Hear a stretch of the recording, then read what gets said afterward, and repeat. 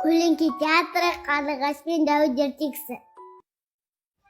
Ертеде бір қарағаш жырардың қуысына ия салып өмір сүріпті.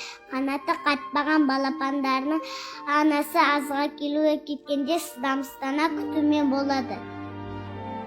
Бір күні балапандарды семекке қарағаштың ұясына жауыз жылау өрмелеп шығып бара жатады. Бұны көрген қарағаш аспан мен жер шарап шыр-шыр етіп балапандарына араша іздейді. Көкектен көмек сұрай барса, бүркіт қонаққа шақырып еді. Соған барғалы жатырмын, уақытым жоқ дейді көкек. Одан шығып қарғаға барса, үйден келе жатырмын, мазамдау ма дейді қарға.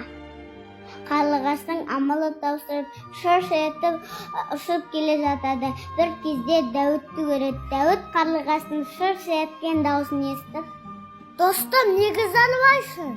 деп сұрайды Дәуіт.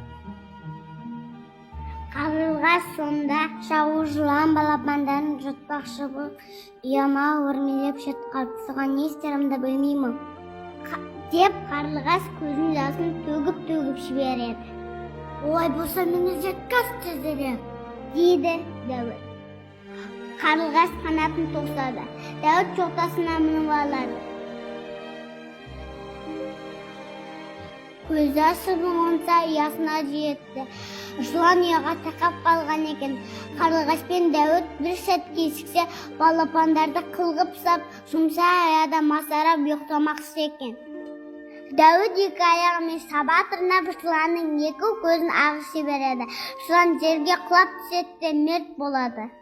Дәуіттің ерлігіне сүйсінген Қарлығаш онымен айнымас дос болады. Содан бері талай заман өтсе де екеуі бір ұяда тұрып өмір сүріпті.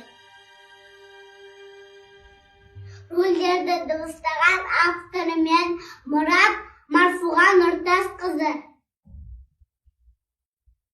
Қарлығаш едіге ерке, Дәуіт Мәміш Қайсар, Көкек Скендер Бипари, Қарға Сәрсенбай қызы Алима.